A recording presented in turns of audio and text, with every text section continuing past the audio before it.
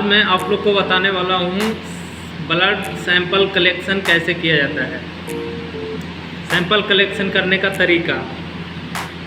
सबसे पहले आपके पास सैंपल कलेक्शन करने का सामान ज़रूरत के अनुसार होना ज़रूरी है। Syringe, cotton swab, tourniquet, sample collection tube, ज़रूरत के अनुसार ट्यूब।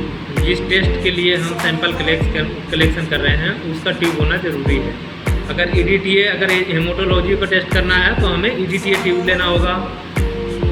ब्लड शुगर का करना हो तो हमें फ्लोराइड ट्यूब लेना होगा। KFT, LFT लिपिड प्रोफाइल करना हो, सेरम इलेक्ट्रोलाइट टेस्ट करना हो तो क्लॉट एक्टिवेटर ट्यूब में सैंपल कलेक्ट करेंगे। अभी आप देखेंगे कि सैंपल कलेक्शन करने का प्रोसीजर। सबसे पहले अपना खुद का सेफ्टी बहुत ज़रूरी है। हैंड ग्लव्स हो गया, फेस मास्क भी ज़रूरी होता है। अदरवाइज अभी तो हम अपने साथी के साथ में ऐसा कर रहे हैं तो फेस मास्क की रिक्वायरमेंट नहीं पड़ रहा है मुझे। टर्निक्यूट ज़्यादा हार्ड नहीं करना है, मीडियम ही करना है। ज़्यादा टाइट करने से क्या है कि पेशेंट को पेन फील होगा। टर्निकेट करते टाइम मुट्ठी को बंद करना है, अंगूठा अंदर करके ऊपर से उंगली की तरफ हल्का टर्निकेट टाइट करेंगे। फील करेंगे वेन को। वेन में से सैंपल कलेक्शन करने के लिए वेन का मुझे इसमें दो तरह का वेन होता है। एक हो गया सेफालिक वेन, इस टाइप से ये जो निकला है। उसके बाद बैसिलिक वेन, ये हो गया मीडियन क्यूबिटल वेन। हमें सैंपल कलेक्शन करना होता है, सबसे बेस्ट होता है मीडियन क्यूबिटल वेन से, जो मिडल में होता है। उसमें सैंपल कलेक्शन करने से पेशेंट को भी पेन फील नहीं होगा और हम आराम तरीके से सैंपल कलेक्शन कर सकते हैं। सैंपल कलेक्शन करने के लिए अब हम सिरिंज को ओपन करेंगे। सिरिंज ओपन करने के साथ ये नीडल कवर को बाहर नहीं निकालेंगे। नीडल कवर लगे भर में पिस्टन को हम 2 बार अप डाउन करेंगे, क्या हमारा पिस्टन सही से वर्क कर रहा है या नहीं। अब हम चेक कर लिए हैं। अब ये सिरिंज को रखेंगे। दोबारा अब हम कॉटन स्वैब लेंगे। कॉटन स्वैब में स्प्रिट ज़्यादा नहीं लेंगे। स्प्रिट का मात्रा ज़्यादा रहने से क्या है कि हम सैंपल कलेक्शन करेंगे तो ब्लड का बहाव जो है वो ज़्यादा तेज़ हो जाता है, इसलिए हल्के मात्रा में इसमें स्प्रिट लगाएंगे। स्प्रिट लगाने के बाद जहाँ से हम सैंपल कलेक्शन कर रहे हैं उस एरिया को पहले हम साफ़ करेंगे कॉटन स्वैब के थ्रू।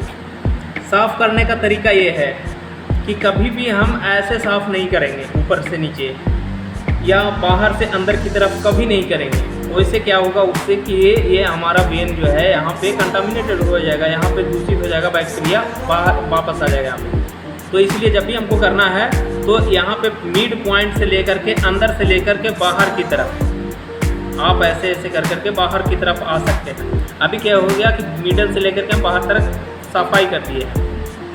ये कॉटन स्वैब को कभी हम नीचे नहीं रखेंगे, टेबल पे नहीं रखेंगे, जो दूषित एरिया है उस जगह में नहीं रखेंगे। इसको हम अपने साथ में बाजू में ही रखेंगे। अब क्या करना है, नीडल कवर ओपन करना है। कभी भी सैंपल कलेक्शन करते टाइम जो कटा हुआ नीडल है इसको ऊपर की तरफ रखेंगे ताकि पेशेंट को पेन ना हो। एक बार मैं साफ़ कर दिया हूँ, उसके ऊपर अब दोबारा किसी चीज़ का टच नहीं करना है, ना हाथ का दोबारा टच करना है, ना उसको वेन को फील करना है। उससे पहले ही मुझे फील करना होता है, फील करके, जो कि मैं पहले बता चुका हूँ। अभी क्या है कि अभी सैंपल कलेक्ट करने के लिए हम नीडल, अभी आप देख सकते हैं गाइस कि यहाँ पे ब्लड आने लग गया है नीडल में। तो ये इससे साबित हो गया कि मेरा नीडल वेन में लगा है।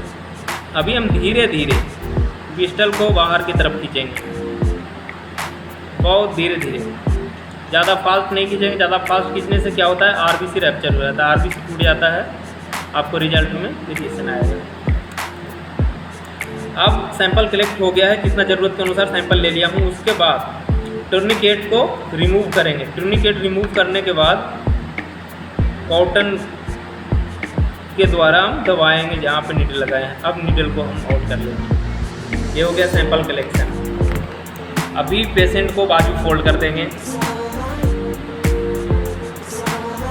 अभी ये जो है, जो हम सैंपल कलेक्शन किए हैं, ये नीडल को जब हम डिस्ट्रॉय करेंगे तो इसको नीडल डिस्ट्रॉयर में आप देखेंगे कि कैसे डिस्ट्रॉय करते हैं। नीडल जल गया पूरा। अब ये जो है, इसका नीडल का जो है प्लास्टिक कवर है, इसको भी आउट कर दिए। अब इसको आउट करने के बाद अब ये सैंपल को हम ट्यूब में डालेंगे। नीडल इसलिए निकाल दिए, नीडल के साथ अगर हम सैंपल इसमें डालते तो क्या था कि आरबीसी रैप्चर हुआ था, आरबीसी टूट सकता था। इसीलिए नीडल को डिस्ट्रॉय करने के बाद अब हमारा नीडल फ्री हो गया सिरिंज। अब सैंपल को इसमें धीरे धीरे डालेंगे, ज़्यादा ज़ोर से डालने से आरबीसी टूटेगा। आप देख लिए आज का सैंपल कलेक्शन करने का तरीका।